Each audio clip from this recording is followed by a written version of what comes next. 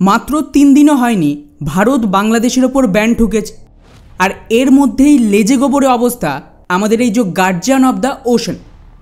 পরিস্থিতি এতটাই বিগড়ে গেছে যে একের পর এক বাংলাদেশি টেক্সটাইল লিডাররা ভারতের হাতে পায়ে ধরছে যে আমরা তো ভারতের খুব ভালো বন্ধু রাষ্ট্র, তাই ভারত সরকারের উচিত সিদ্ধান্ত তুলে নেয়। আমি দেখাবো সেই সমস্ত ভিডিও যেখানে বাংলাদেশিরা কিভাবে ভারতের সামনে কাতরাচ্ছে যে অলরেডি বাংলাদেশ টেক্সটাইল ইন্ডাস্ট্রি মাত্র 3 দিনে ভয়ঙ্কর ক্ষতির মুখে পড়েছে। আর এটাই নয়, এর সাথে কিছু খবর তো এমনও আসছে যে ভারত বাংলাদেশের টেক্সটাইলের জন্য বেশ কিছু র মেটেরিয়াল আর গুরুত্বপূর্ণ মেশিন রপ্তানি করত। তাকে নিয়েও আগামী দিনে কঠোর সিদ্ধান্ত আসতে চলেছে। এবং এটাও বলবো যে কিভাবে ভারত বিনা আমাদের লস করে বাংলাদেশের পুরো টেক্সটাইলকে পায়ের নিচে পিষে ফেলার ভয়ঙ্কর পরিকল্পনা করছে। তবে তার আগে অবশ্যই আমাদের চ্যানেলটিকে সাবস্ক্রাইব করে আমাদেরকে সাপোর্ট করবেন। খুবই ইন্টারেস্টিং ভিডিও হবে, শেষ পর্যন্ত অবশ্যই দেখবেন। তো বন্ধুরা, যেদিনকে ভারত বাংলাদেশের এই ট্রান্সশিপমেন্ট চুক্তি বাতিল করে দেয় সেদিনকার খবর দেখেন। বাংলাদেশের এই অবৈধ ইউনিট সরকার সরাসরি বলেছিল যে এতে তো আমাদের বিন্দুমাত্র ক্ষতি হবে না, বরং উল্টে ভারত যা করছে তাতে বাংলাদেশ আত্মনির্ভর হবে। এগুলো ওদের অফিসিয়াল বয়ান। কিন্তু গ্রাউন্ডে বাংলাদেশের ব্যবসায়ীরা অন্য কথা বলছে। বাংলাদেশেরই খবর দেখুন, দ্য ডেইলি স্টারের খবর অনুযায়ী ভারত কার্গো রুট বন্ধ করে দেওয়ায় দিশাহারা হয়ে গেছে বাংলাদেশের রপ্তানিকারকরা, যার দরুন বাংলাদেশি বিজনেস লিডাররা ভারতের হাতে পায়ে ধরে কাতর অনুরোধ করছে যে মোদি সরকার আপাতত নিজেদের সিদ্ধান্ত তুলে নিক। কারণ বাংলাদেশ তো ভারতের বন্ধু রাষ্ট্র। আর টু বি অনেস্ট, আমি সত্যি বলছি, এই যদি বন্ধু রাষ্ট্রের ডেফিনেশন হয়, আমি বলবো আমাদের জন্য শত্রু রাষ্ট্র পাকিস্তান আর চায়না থাকা অনেক ভালো। যাই হোক, বাংলাদেশের ফর্মার গার্মেন্টস রপ্তানি অ্যাসোসিয়েশন যে প্রেসিডেন্ট ফারুক হাসান, তিনি তো সরাসরি এনআই সহ সমস্ত মিডিয়ার মাধ্যমে ভারত সরকারের কাছে ক্ষমা চেয়েছে আর নিজের মুখেই স্বীকার করেছে যে ওরা কতটা ভয়ঙ্কর বিপাকে ফেসে গেছে। আর ওদের যে পলিটিক্যাল লিডাররা তারা এদের কথায় পাত্তাই দিচ্ছে। কারণ স্বাভাবিকভাবেই যদি ইউনিস এটা স্বীকার করে যে ভারতের জন্য ভয়ঙ্কর লস হচ্ছে, ইকোনমি নিচে যাচ্ছে, তাহলে তো ওনার রাজনীতি শেষ। তাই উনি এক্স্যাক্টলি কি বলেছে তার কয়েকটা ছোট্ট ক্লিপ আগে দেখুন। India have cancelled the transshipment facilities which is going on between Bangladesh and India. So this is going to impact because we have all the shipment going to our destination, where US, Germany, or the UK, or other Western world where we are shipping the goods. We have very less facilities of shipping direct goods. So therefore, we have to ship for a different country, and it is internationally recognized and allowed. So cancelling the transshipment by India is going to have an impact. Our freight costs will go up. Our lead time will increase because that is the area we use for our shipment. But we are going to lose the more option, because for global shipment, for global business, you must have more option, more facility. So it will reduce our competitiveness. So I think I will request the Indian government to withdraw this decision, because we are a neighbor, we are good partners. We import a huge quantity of our like fabric, dyes, chemical, machinery, yarn. So we are a big importer from India. So India should acknowledge that we had a good relationship with them, and we want India. We can work together. Our diplomatic side should work with India and make some resolution, make some conclusion. তো বাংলাদেশের export অ্যাসোসিয়েশনের বক্তব্য অনুযায়ী already দেশের অর্থব্যবস্থা ভয়ঙ্করভাবে struggle করছে, যার মূল কারণ দেশের গার্মেন্টস রপ্তানি অনেকটাই কমে গেছে। এর মধ্যেই যেহেতু ট্রাম্প ট্যারিফ চাপিয়েছে, সেই ভয়ে কিন্তু আমেরিকা আর বাকি বড় দেশের ব্র্যান্ড নতুন করে অর্ডার দিতে চাইছেন। উপরন্তু এই সমস্ত কোম্পানি ভয় পাচ্ছে যে আপাতত 10% ট্যারিফ তো আছে, কিন্তু 90 দিন পর আবার ট্রাম্প যেসব দেশের সাথে ট্রেড ডিল হবে না তাদের ওপর ট্যারিফ চাপাবে। তাই আমেরিকার কাস্টমার ওদের কাছে অতিরিক্ত ডিসকাউন্ট চাইছে, যেটা বাংলাদেশের পক্ষে দেওয়া তো সম্ভব না। উপরন্তু ওনার দাবি এই টাইম ভারত ওদের রুট আটকে দেওয়ায় পরিস্থিতি কন্ট্রোলের বাইরে চলে গেছে। কারণ বাংলাদেশে যে রিজিম চেঞ্জ করানো হয়েছিল সেই সময় ওদের মোটামুটি ম্যাক্সিমাম ফ্যাক্টরি বন্ধ হয়ে যায়, প্রচুর অর্ডার হাতছাড়া হয়ে যায়, যা একটা ক্রাইসিস তৈরি করে। এবং এখনও প্রোটেস্ট চলছে। তো এই সব কারণে আবার ওদেরকে নতুন করে নিজেদের গার্মেন্টস ইন্ডাস্ট্রিকে দাঁড় করাতে হচ্ছে। আর এমন সময় যদি ভারতের রুট বন্ধ করে দেয় তাহলে ওদের ওভারঅল রপ্তানির যে খরচ সেটা বেড়ে যাবে, সময় 3-4 গুণ বা তার বেশি লাগবে ইউরোপ আর আমেরিকায় মাল পৌঁছতে।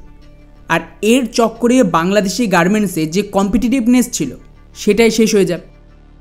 এখন স্বাভাবিকভাবেই এখানে আপনাদের প্রশ্ন আসবে যে ভাই, বাংলাদেশ তো কোনো ল্যান্ডলক দেশ নয় নেপাল বা ভুটানের মতন, ওদের নিজস্ব পোর্ট আছে, এয়ারপোর্ট আছে, তাহলে ওরা ভারতের এই সিদ্ধান্তে কিভাবে বরবাদ হয়ে যাচ্ছে? তো এর পেছনে কিন্তু মাল্টিপাল কারণ রয়েছে যেটা আপনাদের আগে বুঝতে হবে। প্রথমত, রপ্তানির খরচ কিন্তু ভারতের তুলনায় বাংলাদেশে মারাত্মক বেশি। উদাহরণ হিসেবে মনে করুন যে বাংলাদেশ তাদের গার্মেন্টস প্রোডাক্ট দিল্লির ইন্দিরা গান্ধী এয়ারপোর্ট থেকে রপ্তানি করল। ওখানে বাংলাদেশকে এখন প্রতি কেজি গার্মেন্টসের জন্য $2.60 খরচ করতে হতো, যা ভারতীয় টাকায় প্রায় 223 টাকার মতো। এই সেম মাল যদি বাংলাদেশের হজরত শাহজালাল আন্তর্জাতিক বিমানবন্দর থেকে রপ্তানি হয়, সেখানে কিন্তু রপ্তানির জন্য পিক সিজন $4.5 মানে 387 টাকা খরচ করতে হয়, তাও প্রতি কেজিতে। আর নর্মাল টাইমেও এটা প্রায় $3 থেকে $3.5 মানে প্রায় 300 টাকার আশেপাশে খরচ করতে। এখন জাস্ট ভাবুন যে প্রতি কেজি গার্মেন্টসে যদি 100 থেকে 150 টাকা ট্রান্সপোর্ট খরচ হয়, তাহলে দিনে কয়েক হাজার টন মাল নিয়ে যেতে গেলে কতটা দাম বেড়ে যাবে। আর এইসব ডেটা আমি কিন্তু বাংলাদেশের মিডিয়া থেকেই বলছি, এটা কোনো ভারতীয় মিডিয়া রিপোর্ট নয়। বাংলাদেশের এই ডেইলি স্টার নিজে পাবলিক করেছে, আমি সেখান থেকে এই ডেটাটা নিয়েছি। দ্বিতীয়ত, আমাদের এয়ারপোর্ট বা নেভাল পোর্টে গ্রাউন্ড হ্যান্ডেলিং কস্টও অনেক কম। ভারতে যেখানে মাত্র 5 সেন্ট প্রতি কেজিতে দিতে হয়, সেটাই কিন্তু বাংলাদেশে 29 বা 30 সেন্ট খরচ করতে হয়, মানে ভারতের তুলনায় 6 গুণ বেশি দাম। এছাড়াও যদি আপনি কার্গো বিমানে মাল রপ্তানি করেন, সেখানে বিমানের মেজরিটি 40% খরচ হয় ফিউলে। আর ভারত যেহেতু ডিরেক্টলি ক্রুড অয়েল থেকে জেট ফিউল তৈরি করে আর গোটা বিশ্বে এমনকি ইউরোপ আর আশেপাশের দেশে রপ্তানি করে, তাই আমাদের জেট ফিউল 30% পর্যন্ত কম দাম। মানে আমাদের দেশে 100 টাকা হলে বাংলাদেশে 130 টাকা। তো স্বাভাবিকভাবেই এর জন্য কার্গো বিমানের খরচ আরও বেড়ে যায় 30%, যাই গার্মেন্টসে যুক্ত হবে অ্যাডিশনাল কস্ট হিসেবে। এবং যদি বিশ্ববাজারে দেখেন তাহলে ওখানে গার্মেন্টস খুবই কম্পিটিটিভ মার্কেট, কয়েক ডলার কম বেশিতে আপনি অর্ডারও হারিয়ে ফেলতে পারেন। তো স্বাভাবিকভাবেই এতটা ট্রান্সপোর্ট খরচ বেড়ে গেলে বাংলাদেশের বাজার ভারত বা অন্য দেশ দখল করে নেবে। আর এখানেই শেষ নয়, আপনারা জানেন যে বড় বড় ব্র্যান্ডের ক্ষেত্রে স্পেশালি আমেরিকার ইউরোপে ফ্যাশন প্রতি কিছু মাসেই পাল্টাতে থাকে। তো যে মুহূর্তে নতুন ফ্যাশন শুরু হবে, আপনাকে খুব অল্প সময়ে তার ডেলিভারি দিতে হবে। তো কিছু কিছু ক্ষেত্রে এই সময় 7 থেকে 14 দিনের থাকে। এখন বাংলাদেশ যদি ভারতের মাধ্যমে রপ্তানি করত, সেখানে বাংলাদেশ থেকে দিল্লি এয়ারপোর্টে আসতে মাত্র 48 ঘন্টা সময় লাগে এবং ওখানে কাস্টমের ছাড় ছিল। তো আর একদিনের মধ্যেই এটা আমেরিকা আর ইউরোপে পৌঁছে যেত, কিন্তু বাংলাদেশে এই সময় 3 গুণ বেশি লাগে। এখন এটাকে নিয়ে আপনি কাউন্টার প্রশ্নও করতে পারেন যে এটা কিভাবে সম্ভব। বাংলাদেশ থেকে দিল্লি অনেকটা পথ, তার তুলনায় বাংলাদেশ নিজেদের এয়ারপোর্টে গেলে দূরত্ব তো কম হবে, তাতেই তো ওদের সুবিধা। ওয়েল, এর জন্য আপনাকে বাংলাদেশের বর্তমান ইনফ্রাস্ট্রাকচারকেও দেখতে হবে। উদাহরণ হিসেবে আমি ওদের এই হজরত শাহজালাল আন্তর্জাতিক বিমানবন্দরকেই যদি দেখি, তাহলেও তার ক্যাপাসিটি মারাত্মক কম। এখানে ভারতের মতন আধুনিক ইকুইপমেন্ট নেই, এতে গ্রাউন্ড হ্যান্ডেলিংয়ে অনেক সময় লাইনে বসে থাকতে হয়। ফর এক্সাম্পল, এই এয়ারপোর্ট তৈরি করা হয়েছিল মাত্র 300 টন ডেইলি গার্মেন্টসের কার্গো বহনের জন্য, কিন্তু বাংলাদেশ তার মধ্যেই 800 টনের কার্গো হ্যান্ডেল করছে। তাই এখানে মারাত্মক ভিড় এবং কয়েকদিনের বেশি অপেক্ষা করতে হয়, যার ফলস্বরূপ এক তো সময় মতন ডেলিভারি দেওয়া সম্ভব হয় না, উপরন্তু যত বেশি সময় আপনার মাল ওখানে পড়ে থাকবে তার হ্যান্ডেলিং কস্ট বাড়তে থাকবে, যা ইভেনচুয়ালি আরও বেশি খরচ বাড়াবে। তো মনে করুন এর মধ্যেই ভারত হয়ে যে সমস্ত মাল যেত সেটাও তো বাংলাদেশের এয়ারপোর্টেই আসবে। তো পরিস্থিতি এখানে কতটা খারাপ হবে বুঝতে পারছেন। আর এটা তো স্বাভাবিক যে এই ধরনের ক্রাইসিসের দরুন কার্গো কোম্পানিগুলো সুযোগ নেবে আর প্রিমিয়াম চার্জ করবে। এছাড়াও ভারত থেকে রপ্তানি অনেকটাই ভায়াবেল হয়। অর্থাৎ এটাকে সহজভাবে এক্সপ্লেন যদি করি তাহলে আমাদের দেশ বিরাট বড় মার্কেট, হিউজ মার্কেট। তো ডেইলি শয়ে শয়ে কার্গো বিমান যাতায়াত করছে, যেটা 2 ওয়ে ফ্লাইট। মানে ভারত থেকে শুধুমাত্র রপ্তানি হয় তাই নয়, প্রচুর ফ্লাইট বাকি দেশ থেকে এখানে নিয়ে আসে মাল, এবং সেম ফ্লাইট ভারত থেকে মাল নিয়ে ফিরে যায়। কিন্তু বাংলাদেশের ক্ষেত্রে এই সুবিধা নেই। এটাকে আরও সহজভাবে বোঝার জন্য আপনাদের একটা উদাহরণ দিই, সকলেই বুঝতে পারবে। আপনারা কখনো না কখনো টোটো বা অটো তো ব্যবহার করেছেন কোথাও যাতায়াতের জন্য। খেয়াল করবেন, অনেক সময় যদি আপনার বাড়ি এমন জায়গায় হয় যেখানে গাড়ি গেলে প্যাসেঞ্জার পায় না, সেখানে কিন্তু সচরাচর এরা যেতে চায় না এবং গেলেও ডবল চার্জ করে, কারণ ওদের দাবি ওই এলাকায় আর প্যাসেঞ্জার পাওয়া যাবে না এবং আপনাকে পৌঁছে দেওয়ার পর খালি গাড়ি ফিরে আসতে হবে, এতে ওদের পোষাবে না। সেমভাবে বাংলাদেশে এত বেশি ফ্লাইট আমেরিকার ইউরোপ থেকে আসে না যেমনটা ভারতে আসে। কিন্তু যদি বাংলাদেশ থেকে টেক্সটাইল রপ্তানি করতে হয়, সেটা ওয়ান ওয়ে ফ্লাইট হবে, এর ফলে খরচ একটু বেশি হবে, যেটা ভারতে হয় না। উপরন্তু বাংলাদেশের পোর্ট রানওয়ে একটু ছোট, এখানে হেভি বড় সাইজের কার্গো ল্যান্ড করতে পারবেন, এর জন্য এগেইন ভারতেই আসতে। যদিও এখানে বাংলাদেশিদের কাউন্টার আর্গুমেন্ট থাকে যে আমরা ইনফ্রাস্ট্রাকচারে ইনভেস্ট করে এগুলিকে এক্সপ্যান্ড করব, কিন্তু আপনাদের বুঝতে হবে এর জন্য বিলিয়ন্স অফ ডলারের ইনভেস্টমেন্ট দরকার, আর ওদের ইকোনমির পরিস্থিতি নেই এতটা খরচ করা। লোন তো পাবেও না বর্তমান ক্রাইসিসের জন্য, কারণ পুরনো লোনই শোধ করতে পারছেন। আর বাই এনি চান্স যদি আমি ধরেও নিই যে ওরা কোথাও থেকে লোনের ব্যবস্থা করে ফেলল, তাহলেও যত টাকা খরচ করবে সেই পরিমাণ রিটার্ন তো দরকার, তবেই লোন শোধ হবে। বাংলাদেশের মার্কেট এত বড় নয়, অন্য কোনো বিজনেস মডেলও নেই যাতে এই সমস্ত ইনফ্রাস্ট্রাকচার থেকে আগামী কিছু বছরে পুরো টাকাটা উঠে আসবে। এর ফলে ওদের পরিণতি শ্রীলঙ্কা বা নেপালের মতন হবে। আর তাছাড়া ইনফ্রাস্ট্রাকচার এক্সপ্যান্ড করতে অন্তত 2-3 বছর বা তার বেশি সময় লাগবে, ততদিন এরা কী করবে? এই কারণেই বাংলাদেশি এক্সপোর্টারদের মাথায় হাত পড়েছে। এবারে আসি ভারতের কথায়, যে ভারত কী করার পরিকল্পনা করছে বাংলাদেশকে পিষে ফেলার জন্য।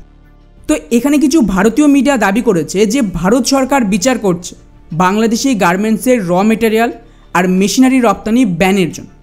উদাহরণ হিসেবে বাংলাদেশের 20-30% কটন ভারত থেকে যায়।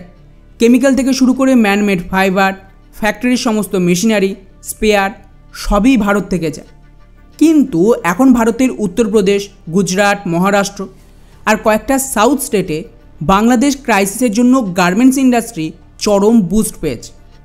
একা উত্তরপ্রদেশে 10,000 কোটি টাকার ইনভেস্টমেন্ট হচ্ছে। তো এখানে আমাদের এইসব র মেটেরিয়ালের ডিমান্ড বাড়বে। তো ভারত নিজেদের ইন্ডাস্ট্রির দিকে এগুলিকে মুভ করিয়ে বাংলাদেশের রপ্তানি হয় আটকে দেবে, তা না হলে এতটাই টিরিপ চাপিয়ে দেবে যে ওরা কিনতেই পারবেন। এর ফলে ওদের অন্য দেশ থেকে আমদানি করতে হবে।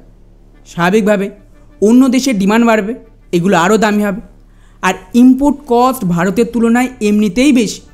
এর ফলে ওভারঅল বাংলাদেশের গার্মেন্টস আরও দামি হয়ে যাবে। তো সেই সময় আমেরিকার, ইউরোপের বাজারে বাংলাদেশ টিকতে পারবেন। এটা বাংলাদেশের গার্মেন্টস ইন্ডাস্ট্রি তো বুঝতে পারছে, তাই ওরা ভারতের পায়ে ধরছে। কিন্তু ইউনিস জানে উনি আর কিছুদিনের জন্য এসেছে, তাই ওরা এসবে পাত্তা দিচ্ছেন। ফলে ওভারঅল আগামী কয়েক বছরে বাংলাদেশ সম্পূর্ণ দেউলিয়া হওয়ার দিকে এগোচ্ছে। এবার দেখি গার্জিয়ান অব দ্য ওশন কাকে বলে।